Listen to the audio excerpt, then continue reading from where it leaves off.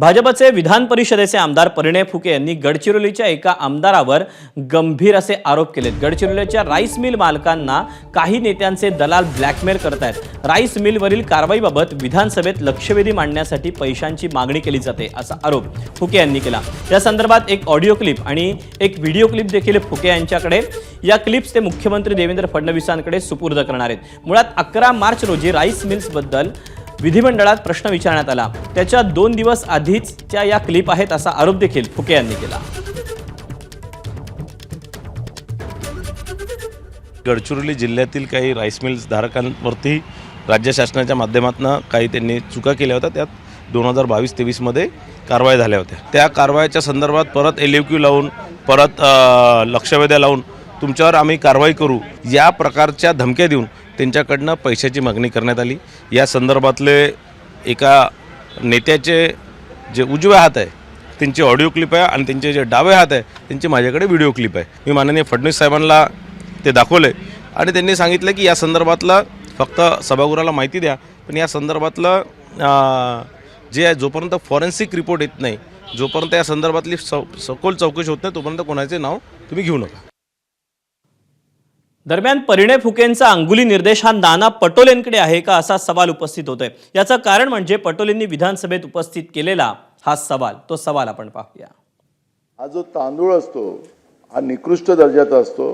त्याचं कारण असं निकृष्ट दर्जाचा का होतो, आपण जो धान त्यांना भरडायला देतो त्याला CMR म्हणतात आपण आपल्या भाषेमध्ये, आणि हा जो तांदूळ आहे हा आपल्या दिलेल्या धानातून तयार होत नाही, हा यांच्या परस्पर उसना मिल वगैरे असतात त्याच्यामध्ये होतात। यांचे जे मिल आहेत, जसं हे भाग्यश्री फूड इंडस्ट्रीज आहे देसाईगंज वर्षाची, यांच्या अजून 2-3 राईस मिल आहेत। हे लोक काय करतात की जे इलेक्ट्रिक बिल जे दाखवतात ते इलेक्ट्रिक बिल त्या उसना राईस मिल असते त्याच्यातले दाखवतात, आपल्या या रॉ जो राईस होतो त्याच्यामध्ये दाखवत नाही, कारण तो तांदूळ आपल्याला चालत नाही, आपण उसना तांदूळ घेत नाही।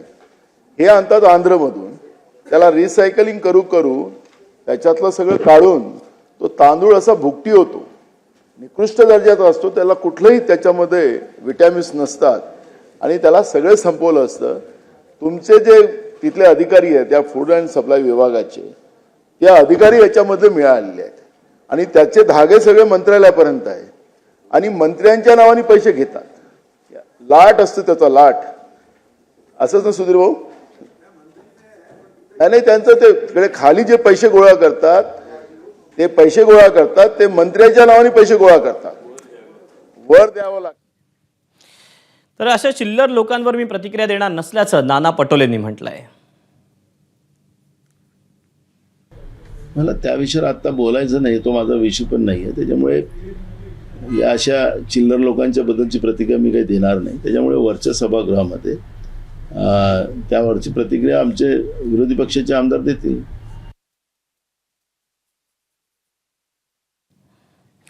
कोणत्याही राजकीय पक्षांचे नेते आणि एजंट तसंच गैरफायदा घेणाऱ्यांवर कारवाई केलं जाईल असं आश्वासन अन्न आणि नागरी पुरवठा मंत्री योगेश कदम यांनी दिलंय। पाहूया। या बाबतीमधले कुठलीही हलगर्जी सहन केली जाणार नाही। कुठल्याही राजकीय पक्षाचे कोणी असू द्यात त्यांच्यावरती कडक कारवाई केली जाईल आणि जर का अशा पद्धतीने कोणी ब्लॅकमेल करत असेल, कोणी ह्या जो काही अपव्यवहार चाललाय त्याचा कोणी गैरफायदा घ्यायचा प्रयत्न करत असेल त्यांच्यावरती देखील कडक कारवाई ही केली जाईल। आणि मी अगोदरच म्हटलंय की माननीय उपमुख्यमंत्री महोदयांनी या बाबतीमधली सखोल चर्चा करण्यासाठी, शेवटी ह्याचं गांभीर्य लक्षात घेता दोन्ही सभागृहामधील ज्या सदस्यांना ह्या विषयाच्या बाबतीमधली जी काही माहिती आहे ती माहिती एकत्रित करण्यासाठी आणि ह्याच्यावरती न्याय देण्याकरता ह्या विषयाची व्याप्ती बघता बैठक आयोजित केलेली आहे। त्या बैठकीमध्ये आपल्या देखील तिथे बोलवलं जाईल। ABP माझा, उघडा डोळे बघा नीट।